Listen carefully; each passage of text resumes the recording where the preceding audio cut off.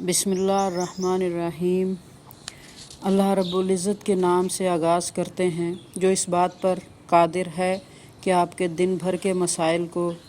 حل کر دے اور آپ کے کاموں کو آپ کے ارادوں کے مطابق بہت اچھا اور کامیاب کر دے۔ تو اس کے لیے ہم سب سے پہلے دعا کریں گے، ربنا آتنا فی الدنیا حسنۃ وفی الآخرۃ حسنۃ وقنا عذاب النار، آمین یا رب العالمین۔ آج ہمارے سامنے ہے اسلامی مساوات لکھنے والے مولانا الطاف حسین حالی، اور ان کی پیدائش و وفات 1837 1914۔ میں اکثر آپ کو ساتھ ساتھ مصنفین اور شعراء کے بتاتی ہوں کہ تحریک علی گڑھ کیا ہے، ایک تو آپ کی یاد دہانی کے لیے اور دوسرا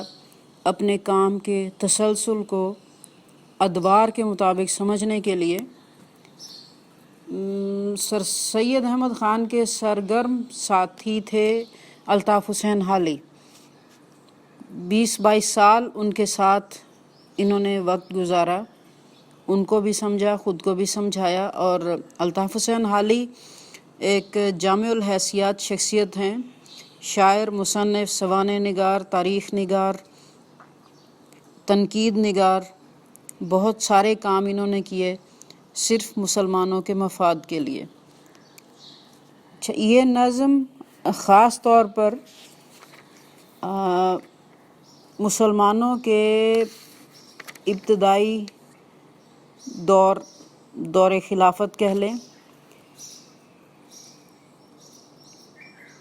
یعنی یہ تو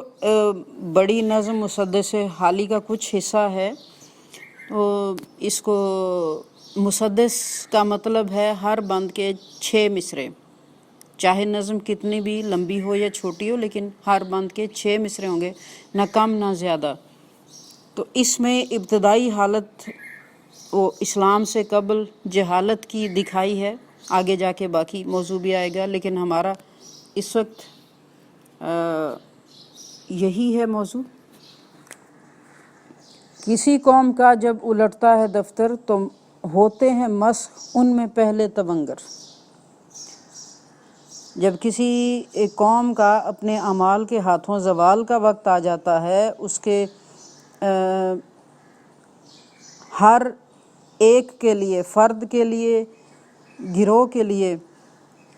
عروج کے بعد زوال ضرور ہے۔ زوال اس وقت ہوتا ہے جب ہم عروج کے بعد غرور اور غلطیوں میں مبتلا ہو جاتے ہیں۔ تو کہتے ہیں کہ جب کسی قوم کی تباہی کا وقت قریب آ جاتا ہے، دفتر کا مطلب کتاب یا لکھی ہوئی چیز ہوتا ہے، لیکن یہاں اس کا مطلب یہ اللہ تعالیٰ کے ہاں جب اس کا صفحہ پلٹا جانے والا ہے تو قانون قدرت ہے، قرآن کی آیت ہے کہ جب کسی قوم کا وقت آ جاتا ہے تو ہم اس کے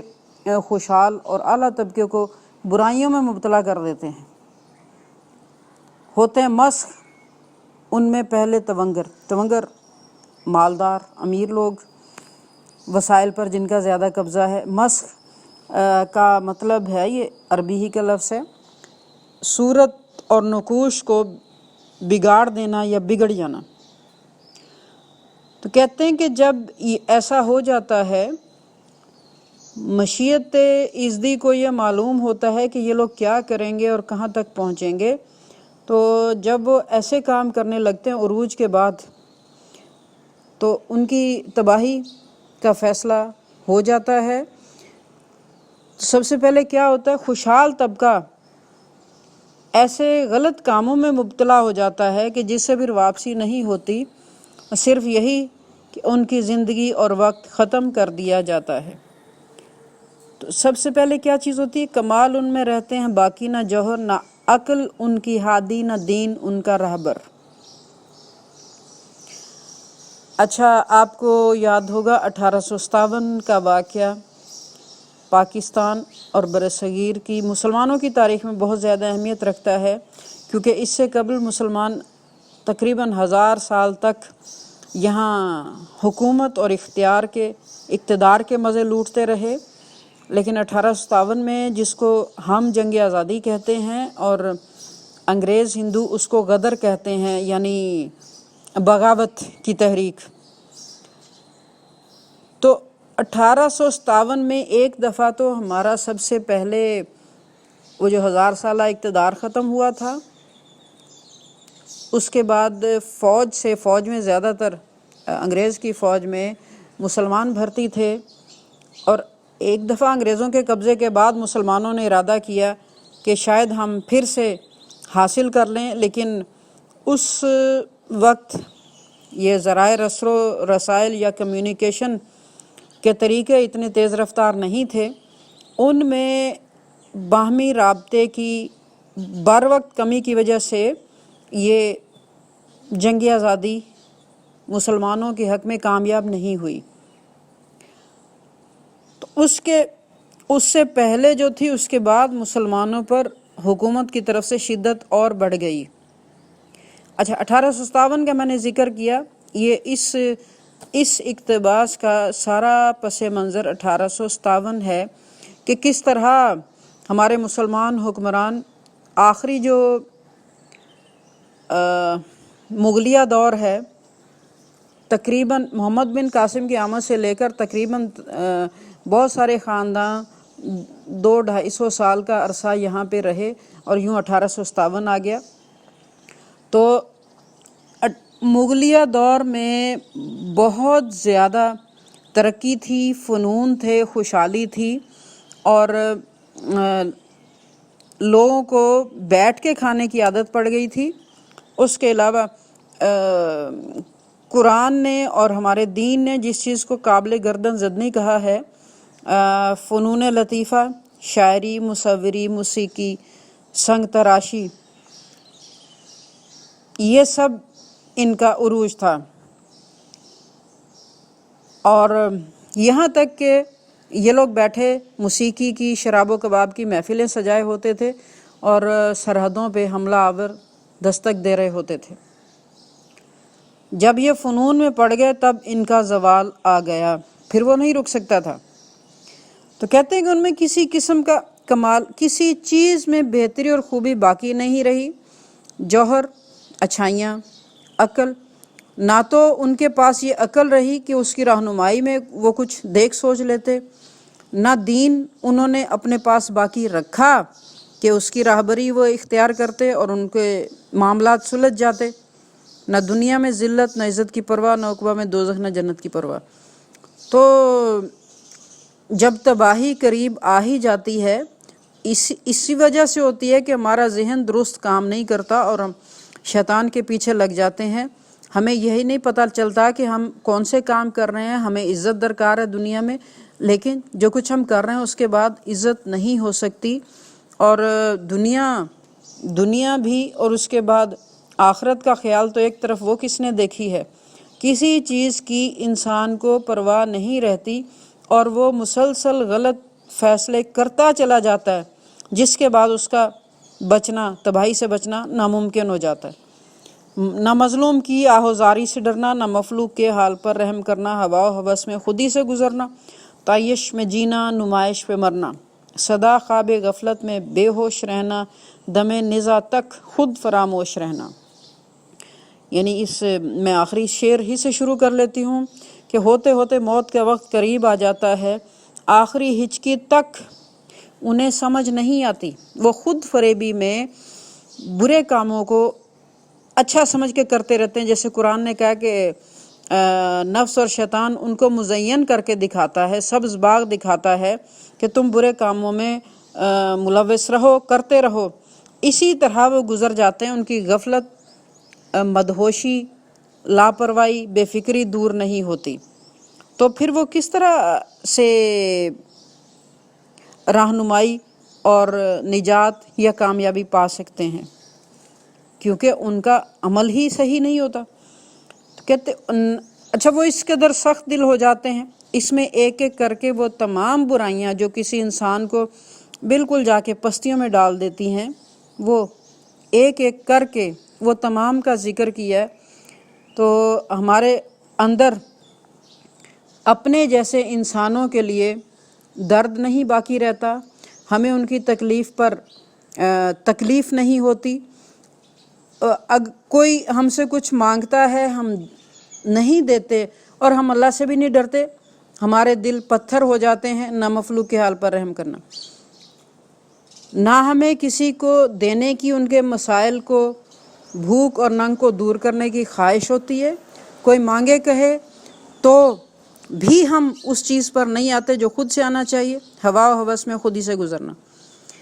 لالچ، خود فریبی اور ہوس کی وجہ سے ہمیں کچھ درست سجھائی ہی نہیں دیتا۔ تو جن کاموں کو ہم اچھا سمجھ کے کر رہے ہوتے ہیں، خود ہی سے گزرنا، پائیدار فائدے کا کام ہمیں نقصان لگتا ہے، تعیش میں جینا، اسی اپنے انداز زندگی کو ہم جاری رکھتے ہیں، دکھاوے ریاکاری کے کاموں کو ہم پسند کرتے ہیں اور انہی میں مصروف رہتے ہیں۔ کہتے ہوتے ہوتے کیا ہوتا ہے کہ دم نزاتہ خود فراموش رہنا، زندگی ختم ہو کے موت قریب آ جاتی ہے، لیکن ہمیں سمجھ نہیں آتی ہم جو کچھ کر رہے ہیں یہ کبھی بھی سود نہیں ہو سکتا، یہ کبھی ہمارے فائدے میں نہیں ہو سکتا، لیکن ہم اسی طرح لگے۔ حدیث ہے کہ لالچ کی آنکھ کو قبر کی مٹی ہی بھر سکتی ہے، یعنی ہم ان اپنے نقصان کے کاموں کو فائدے کا سمجھ کر کرتے کرتے اپنا زندگی کا وقت ختم کر بیٹھتے ہیں، پھر تو درستی کا وقت ہی نہیں ہے۔ پریشاں اگر قحط سے ایک جہاں ہے تو بے فکر ہیں کیونکہ گھر میں سما ہے۔ دیکھیں بچے، شاعری میں وزن کو درست رکھنے کے لیے شاعر وقتی طور پر الفاظ کو چھوٹا یا بڑا کر سکتا ہے، اس سے الفاظ کی اصلی حالت میں تبدیلی نہیں آئے گی، لیکن یہ شاعر کے لیے جائز ہے۔ سما کا مطلب یہاں سامان ہے۔ اگر باغ امت میں فصل خزاں ہے تو خوش ہیں کہ اپنا چمن گل فشاں ہے۔ بنی نوع انسان کا حق ان پہ کیا ہے، وہ ایک نوع بشر سے جدا ہے۔ کہتے ہیں کہ ان کے آس پاس ارد گرد بھوک ابتدائی حالت ہوتی ہے، قحط بہت اگلی آخری انتہائی حالت ہے کہ فصلیں ہی نہیں ہو رہی، انسان کے پاس پیسہ بھی ہے تو غلہ اور رزق نہیں خرید سکتا۔ تو کہتے ہیں کہ قحط پھیلا ہوا ہے، لوگوں کو کھانے کو نہیں مل رہا، لیکن ان کو بے فکری، ان کو ارد گرد دیکھ کے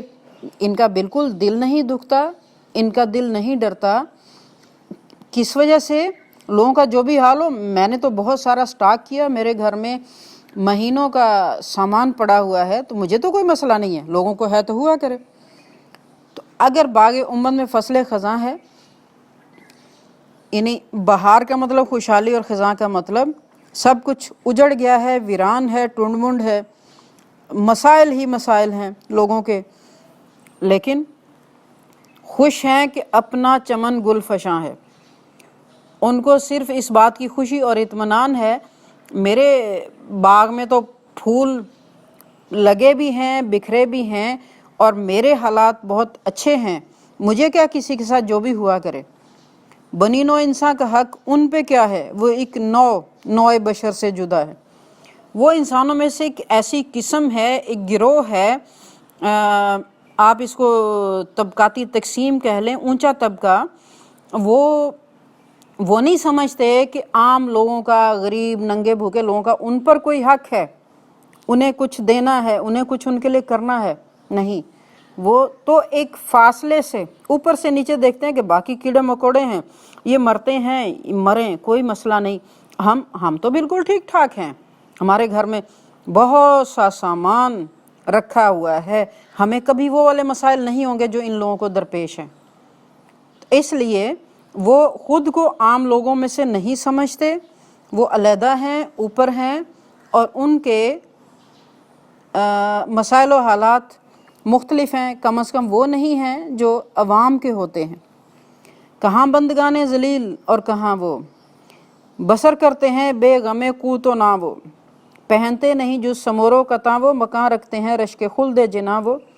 نہیں چلتے وہ بے سواری قدم بھر، نہیں رکھتے بے نغمہ و ساز دم بھر۔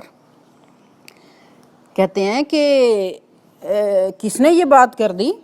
کہ وہ امیر اور اونچا طبقہ اور یہ غریب اور گھٹیا لوگ یہ کیسے ایک جیسے ہو سکتے ہیں؟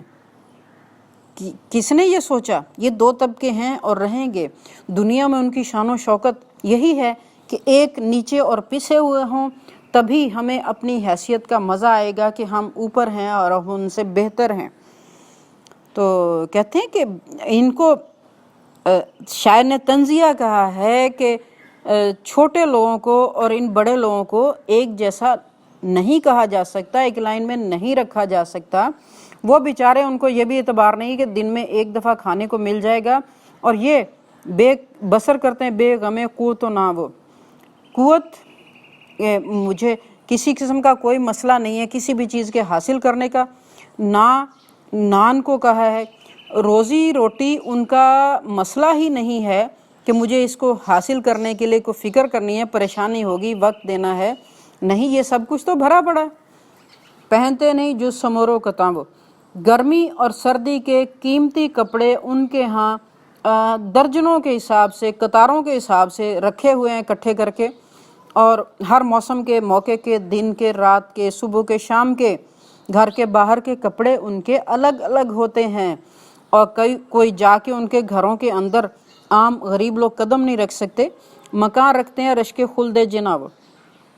اگر کوئی دیکھ سکے تو ان کے مکان زمین کے اوپر جنت نشاں ہوتے ہیں، ان کے گھروں کے اندر اتنا سامان، اتنی سہولت، اتنی آسائش کہ کوئی دیکھے تو اس کی آنکھیں پھٹی کی پھٹی رہ جائیں۔ جنت جیسے گھر انہوں نے دنیا میں بنائے ہوئے ہیں۔ نہیں چلتے وہ بے سواری قدم بھر، نہیں رہتے بے نغمہ و ساز دم بھر۔ تو شاعر کہتا ہے،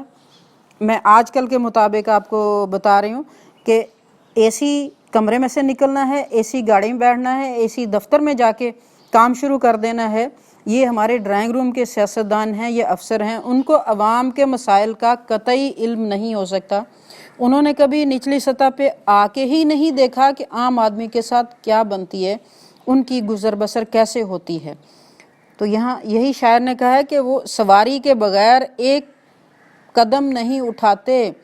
ان کے رستوں میں تو قالین بچھے ہوئے ہیں، ان کے لیے سواریاں، گاڑیاں، انہوں نے کبھی پیدل نہیں چل کے دیکھا، انہوں نے کبھی زمین پہ پاؤں نہیں رکھا، اور نہیں رہتے بے نغمہ و ساز دم بھر۔